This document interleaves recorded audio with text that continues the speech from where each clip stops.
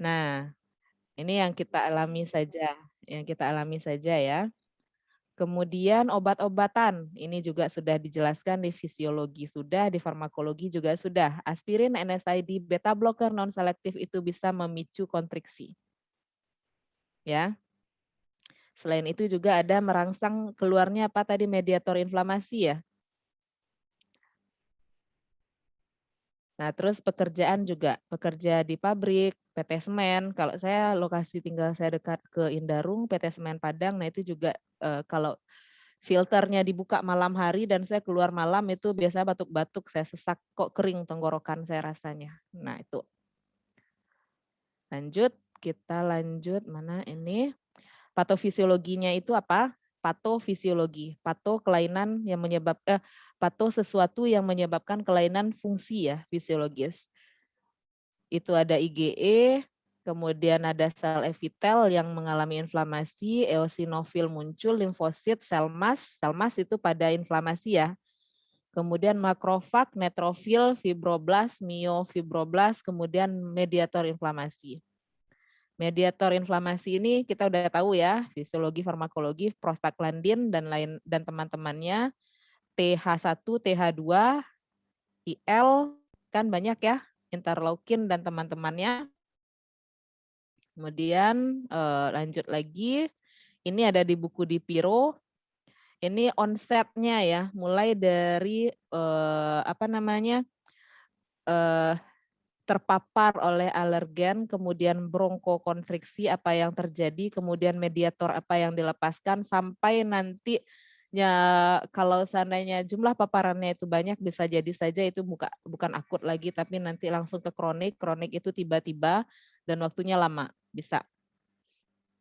Apa yang terjadi, ini ada di buku di Piro, mulai dari edisi 6 sampai edisi 11 ada ini. Nah, kita tahu di sini ada interferon, interleukin, kemudian LAR ini late asthmatic response, yang di tengah itu LAR.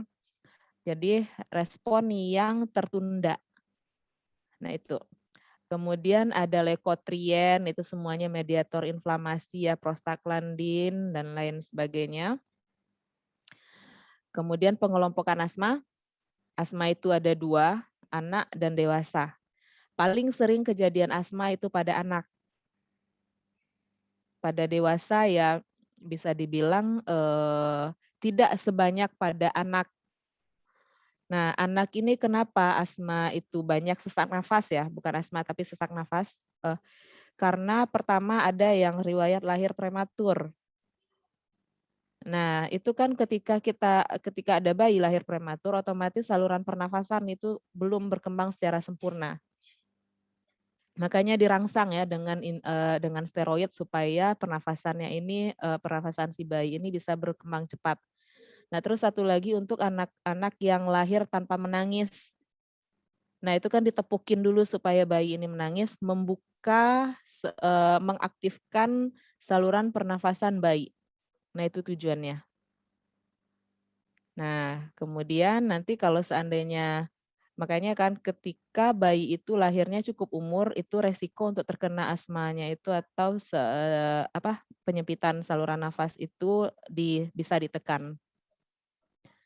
Nah, untuk dewasa juga, dewasa ada, makanya tadi ada pencetus yang saya sebutkan itu infeksi, kan seperti pandemi ini kan semua orang terkena, termasuk saya juga udah pernah terkena si COVID ini, dan itu sangat menyiksa sekali. Terus yang menyiksanya itu adalah kalau di saya adalah batuk dan tidak bisa merasakan bau. Nah itu. Kemudian batuknya ini batuk berdahak. Nah, saya sangat tersiksa dengan batuk berdahak apalagi kalau misalnya ada meeting. Itu kan kayak apalah, kayak sesuatu yang sangat-sangat nasty, jorok sekali kan kalau sana kita mempunyai dahak atau ingus. Nah itu mengganggu, sangat mengganggu sekali. Tapi asal si dahak dan ingus ini yang menyumbat saluran pernafasan itu dikeluarkan, itu perasaan leganya ada. Makanya ada nanti obatnya adalah dekongestan lagi kan. Ada kemudian untuk batuk itu mukolitik. pengencer dari si dahak. Oke, enter. Ini pengobatan.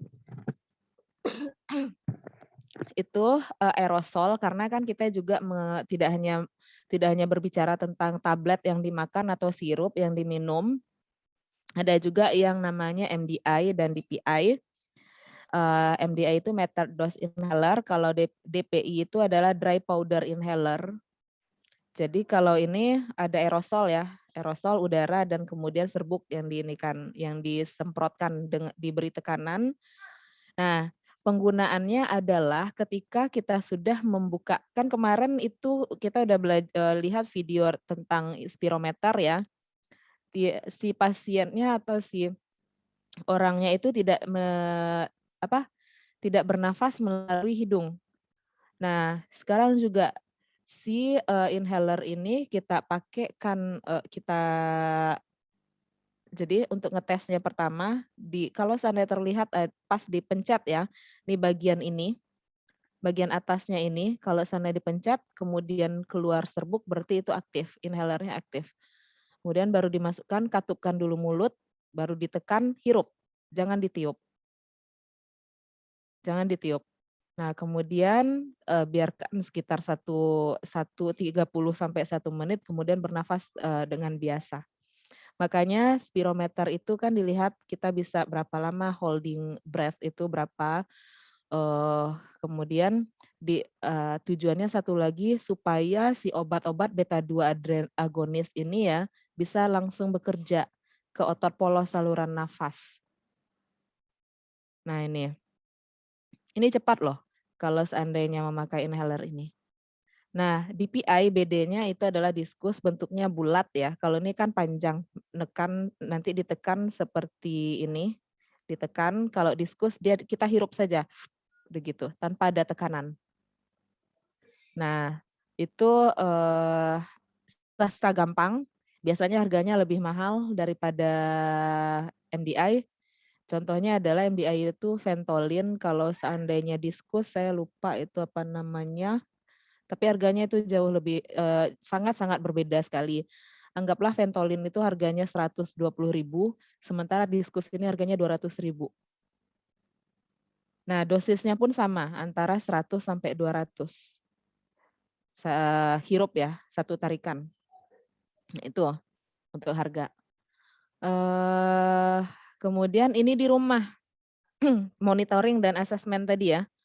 Kapan si pasien ini, misalnya saya sesak nafas, apa yang saya lakukan di rumah. Nah, di sini ada lihat keparahannya. Di sini ada katanya PFV value kecil dari 50% personal. Nah, kita kan nggak tahu, kita nggak punya spirometer di rumah. Kita kan nggak punya, tapi kita bisa merasakan lah ini sesak. Nah, pertama kan dikasih B2 agonis, salbutamol lah contohnya ya. Bisa dicari nanti contohnya apa saja tuh beta-2 agonis. Kemudian dilihat kalau seandainya dengan tablet nggak bisa, berarti kan ada serangan mendadak, udah kasih yang ini, inhalernya. Atau nebulizernya kapan. Nah, terus kemudian kalau seandainya tidak berkurang juga dengan inhalasi, kemudian dengan nebulizer rumahan ya, itu ada bentuknya palingan sebesar berapa ya? 8 kali 10 kali sebesar buku lah. Sebesar buku ini cuma tebalnya agak segini. Jadi nggak besar-besar kali satu buku A5 tebal 8 cm, 10 cm. Nah, itulah sebesar itu nebulizer. Ada yang bisa dihubungkan ke listrik, ada yang bisa dicas, bisa dibawa-bawa. Nah, kalau ini ketika sudah tidak bisa ditangani lagi di rumah, kemudian masuk rumah sakit apa? Nah, ini algoritmanya di sini. Ini tadi ketika di rumah panggil 911 ya, panggil ambulans atau dibawa ke IGD, kemudian dilihat di sini, di asesmen lagi. Asesmennya kalau saturasi oksigennya masih di bawah 95%, nah kemudian Eksaserbasinya ada berapa, wheezing ya, ada dahaknya itu apakah menurun ataupun tidak bisa dikeluarkan. Ini kalau seandainya makin parah, itu sebelah kanan ya. Kalau misalnya udah mendingan itu moderat eksaserbasi. Ujung-ujungnya ini mana sih kursor saya. Nah, kapan dia bisa dipulangkan ketika ketika kondisi membaik, kemudian obatnya adalah beta 2 agonis yang dibawa pulang dan kortikosteroid. Nah, indikasinya ini review, yang harus direview apa saja. Nah, kemudian kalau seandainya belum boleh pulang, misalnya di sini nih tadi yang parah kondisinya, kemudian dilihat lagi kapan direview, diakses kondisi pasien. Nah, kalau seandainya masih perburukan lagi, intensive care, ICU. Nah, kalau seandainya membaik, perbaikan, baru boleh pulang. Nah, di sini. Nah, intinya adalah ini. Intinya kalau seandainya udah dari ICU, perbaikan boleh pulang langsung. Kalau seandainya tidak, ya udah, dia akan putar-putar aja di sebelah sini. Sebentar ya.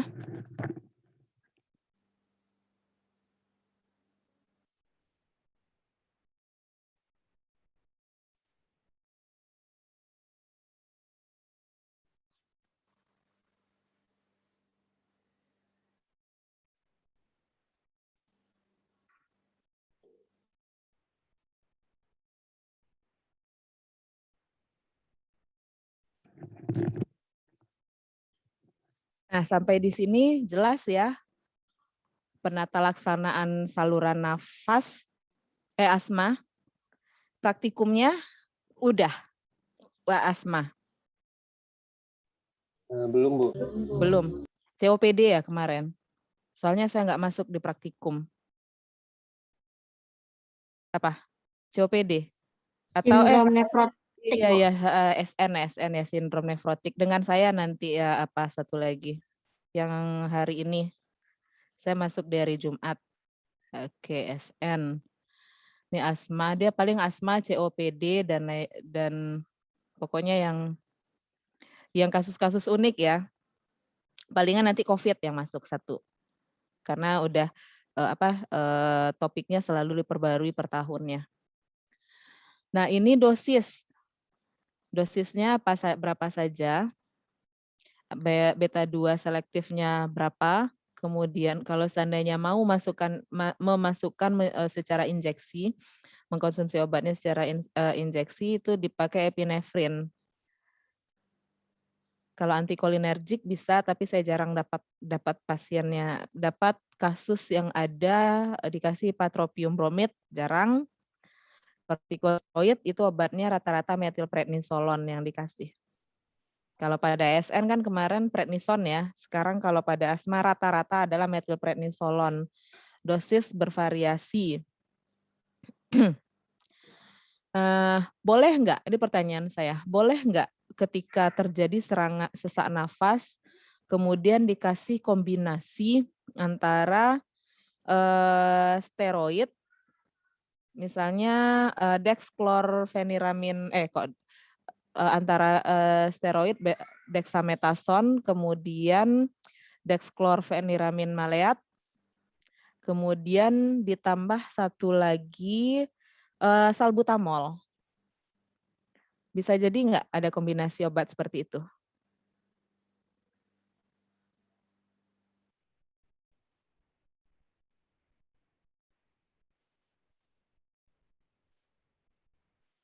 Ya, bisa nggak? Bisa, karena ada pencetusnya alergi. Makanya dikasih DexCTM ya, dexclorfeniramin maleat. Nah, jadi alerginya itu juga dihilangkan. Misalnya saya kedinginan, kemudian saya sesak nafas. Tadi kan saya bilang obat sesak nafas itu cuma 2, beta 2 adrenergik sama kortikosteroid. Itu untuk saluran pernafasannya saja. Tapi untuk alerginya kita bisa kasih anti alergi. Untuk infeksinya diberikan anti infeksi. Nah, terus untuk stresnya, ada juga kan orang stres sampai parah, Sampai-sampai dikasih obatnya alprazolam ada, atau diazepam juga ada, biar bisa tidur. Ada juga yang sampai seperti itu. Ya kita berharap tidak dapat pasiennya yang biasa-biasa aja ya, jangan sampai yang perburukan atau severe, jangan sampai. Nah ini tergantung umur juga, kecil, besar dari 6 dan kecil dari 6 tahun.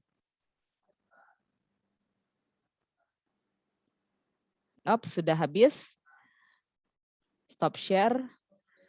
Nah, ini untuk teori, nanti untuk prakteknya, untuk kasus itu ada di praktikum. Untuk ujian,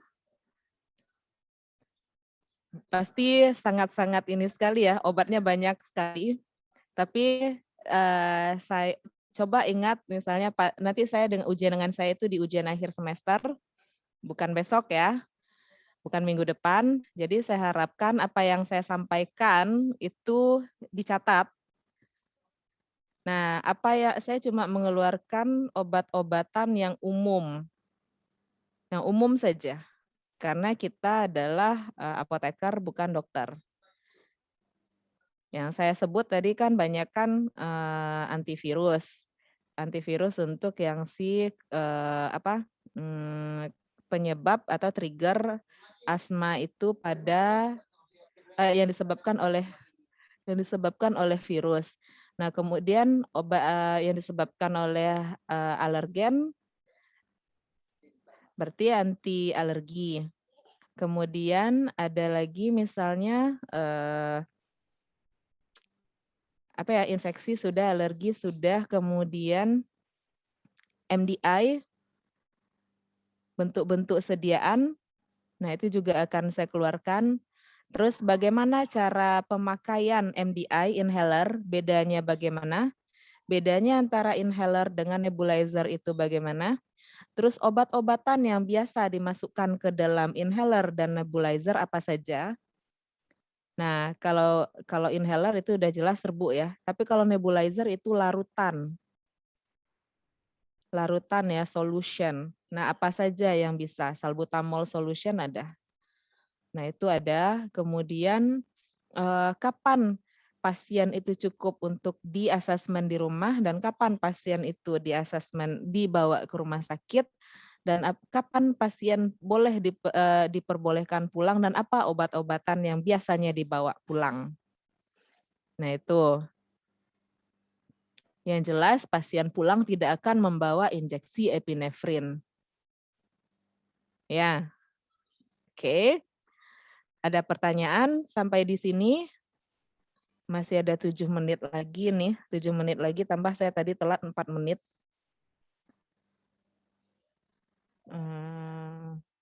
Aisyah izin bertanya, Bu. Iya, Aisyah.